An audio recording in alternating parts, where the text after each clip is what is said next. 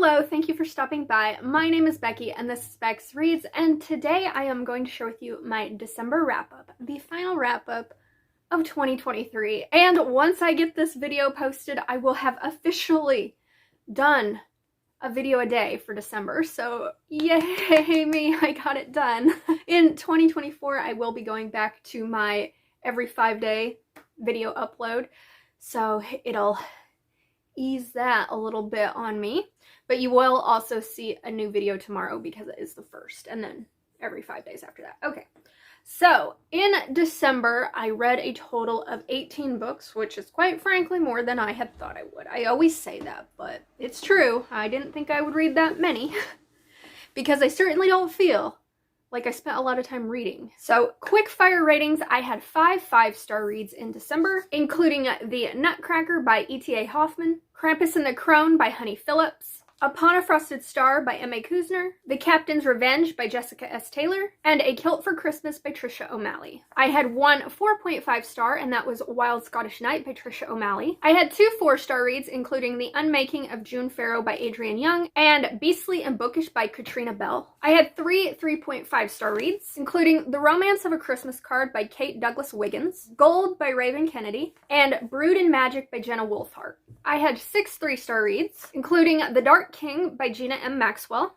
Jingle All the Sleigh by Dakota Cassidy, Holly's Unjolly Christmas by Lark Green, This Could Be Us by Kennedy Ryan, The Christmas Guest by Peter Swanson, and Elf by Ginger Kane. And I had one 2-star read, which was Reined In by the Reindeer Man by Melanie Nix. I did one reading vlog in December, and that was my Christmas Smut reading vlog, which I will have linked down below. In that, I read Reined In by the Reindeer Man, Elf, and Krampus and the Crone. And I read these 3 arcs in December as well. Now, let me share with you some standout books for good and bad reasons of the month. And it's not going to be a lot because, quite frankly, I sort of forgot a lot of what I read in December simply because of the holidays and posting every day. My brain power just wasn't retaining a lot of information, but here are some that stood out to me. First up, we have Upon a Frosted Star by M.A. Kuzner. This is a Swan Princess retelling, which I don't think I've ever read a Swan Princess retelling, so that made it stand out right there. I really enjoy M.A. Kuzner's writing. I really loved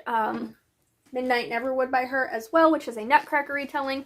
And in this, we are following Forrester, who is a struggling artist who finds this exclusive invite to this very magical and mysterious party at this manor. And when he goes there, he becomes obsessed with discovering who is throwing these parties, discovering how the magic of it all works, and he becomes obsessed with this young woman who he finds there, who suddenly becomes his muse, and his paintings just become so much better because of her. So we follow his story as every year at the first snowfall, he goes back to this party, and he eventually discovers that this young woman who became his muse is actually this young woman named Odette, who is cursed to be a swan up until the first snowfall, and then when the snow melts, she goes back into being the body of a swan. So we then follow him as he's trying to break this curse on her. I loved the magic and the whimsy of this story. Not extremely fantasy heavy, but it just had those little dash of fantastical to it. We really don't get a whole lot of Odette in her swan form and what she's experiencing because this is Forrester's story for the main part. We do get a couple chapters from her point of view, but mostly it's him and his discoveries and things like that. There is a mystery in here of when he is trying to track down the person who put this curse on Odette. I loved the found family aspect in here, and I loved the everlasting love. If you've ever seen the movie The Swan Princess, you will know that he has to give Odette a kiss of everlasting love. And while that isn't part of the curse in here, you can feel that everlasting love element in this story. Now, if this sounds intriguing to you and you do plan to read it, I do just want to warn you not to expect a very satisfying or happy ending from this story, because it will give you those classic fairy tale vibes. And if you've read classic fairy tales, you know they are not at all like Disney movies. They don't always end happily, so just be aware of that before you go in so you're not disappointed with how it ends. This ended up making my top books of the year list simply because of the whimsy and the writing style and the uniqueness of it being a Swan Princess retelling. Seriously? Why?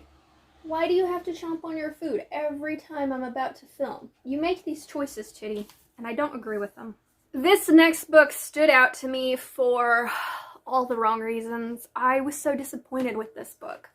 And that is Gold by Raven Kennedy. This was my most anticipated release of this year. And I was really disappointed that I didn't get my copy that I pre-ordered from Amazon on release day. So I had to read it through Kindle Unlimited. And while I did binge this freaking brick of a book in like 2 days, I was not very satisfied with it at all. This is the 5th book in the Plated Prisoner series, which is a King Midas retelling about a girl named Auren who is gold touched. She is gold everywhere, from her hair to her toenails. And in this book, I can't really say too much because it would be spoilers, but Auren ends up in the Fae world, and there she discovers some things about who she really is and her identity. Meanwhile, in the human world, it is being devastated due to her absence. That's all I'm gonna say. A few things I liked about this book were Slade's rampage. Oh my god, I was with him. I was like, yes, kill them all. I love his character so much, and just how morally gray, and like, not even morally gray. This dude tips over the scale of morally gray into just villainous in this book, and I loved it. I was here for it.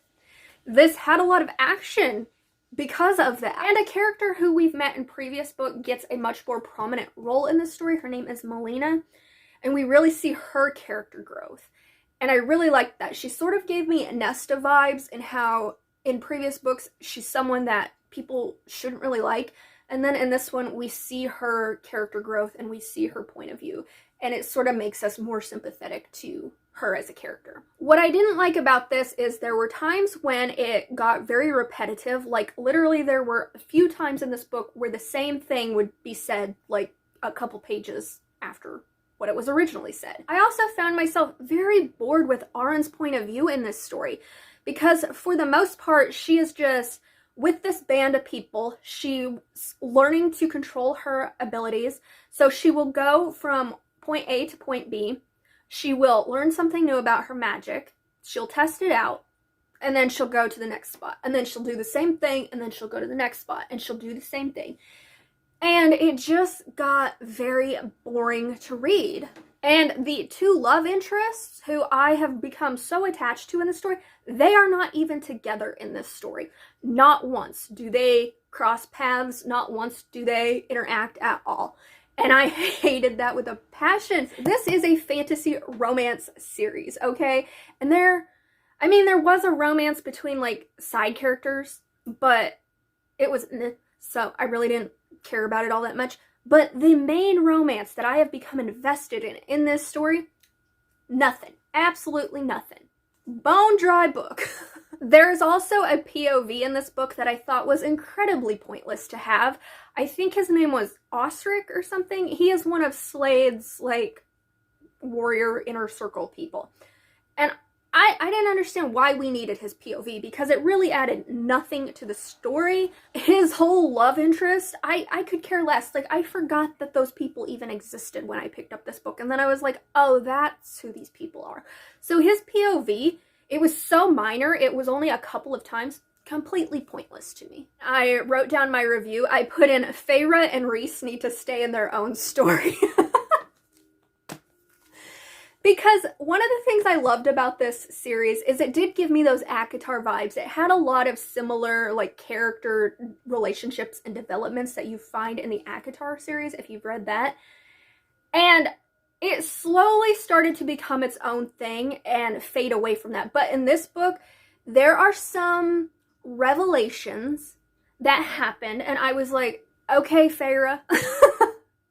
Okay, Rhys. Like, go, stay in your own book. Stay in your own book.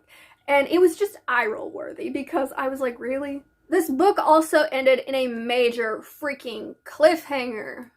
I, like many people, thought this was going to be the last book in the series, but apparently it's not. And the way it ended really pissed me off because it did something in books that I hate. And so I can only imagine how the 6th book is going to start and how much time we're going to spend because of what this did. So it just disappointed me. I gave it 3.5 stars mainly because of my like obsession with this series as a whole. But if I had just like read this book, like I don't know why I would just read this book because it's the 5th in the series, but let's pretend that I had just read this book. I would have just given this 3 stars. But because of my investment in the series, I bumped it up to 3.5. But this has been my least favorite book in this series so far. Another one that stood out to me for mixed reasons was The Dark King by Gina M. Maxwell. Now, I read this one because my friend Suleika read it and she absolutely loved it, so she convinced me to read it. This is about Bryn and Caden. Bryn is a young woman who I think is in her early 20s. I'd say this is a new adult paranormal romance. She is very down on her luck, but she gets this opportunity for a free, like, few night stay in this very prestigious Las Vegas hotel. And when she is there, she catches the eye of Caden, who is the Dark Fae King. But she doesn't know this because they live in Vegas. For all intents and purposes, they give off very human-esque outwardly appearances. But as you know, there's like a veil between worlds and whatnot, and he's the rich Dark King. And one night, they end up getting drunk, and they wake up the next morning. They are married, and they are mated. But he doesn't want to be mated to her because there is this curse that if he is mated, that he can never be very far away from his mate. And if his mate dies, then so will he. So it's putting him and his kingdom at risk to be mated to this girl who he knows nothing about. So the whole plot of this story is they are married and mated, and he is trying to figure out who she is, why she came to Las Vegas, and how to break this like mating bond between them. This book was highly entertaining. I enjoyed listening to it. The audiobook was really well narrated. I really liked Caden and his brothers, and I wasn't going to continue reading the series, but then something happened at the end of book 1, and it involved one of his brothers who I was really interested in, so I do think I will continue. The female main character, Bryn, she was very bratty, and she was very annoying. Very annoying to read, let me tell you. I could not stand her character. And this is like if ACOTAR wanted to be 50 Shades of Grey. That is what this is. Mix them together, and this is their magical BDSM fae baby that they had, which I found very eye-roll worthy, but it was entertaining. And the last book that stood out to me for not so great reasons again was This Could Be Us by Kennedy Ryan. This is the second book in her Skyland series. I absolutely loved book 1. That one got 5 stars from me. I loved the relationship dynamic. I loved the story. I loved the romance. And in this one, we follow Soledad and Judah. Soledad finds herself a single mother when her husband does some financial embezzlement, there we go, and he gets sent to prison. And so she is trying to pick up her life and try to figure out how to be her own person outside of this relationship and how to take care of her 3 young daughters without the help of her manipulative and criminal husband. Meanwhile, she's been attracted to Judah, who is the man who discovered her husband's criminal behavior. So her kids don't like this Judah because their father had always said very bad things about him in their presence, and they think that he is the man responsible for putting their father in prison.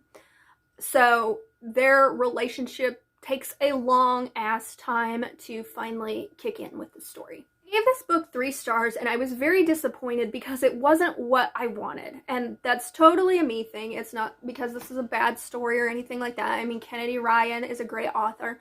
This just wasn't what I was wanting. I wanted to read a romance because that's what I felt like I got in the first book. I got a really good romance.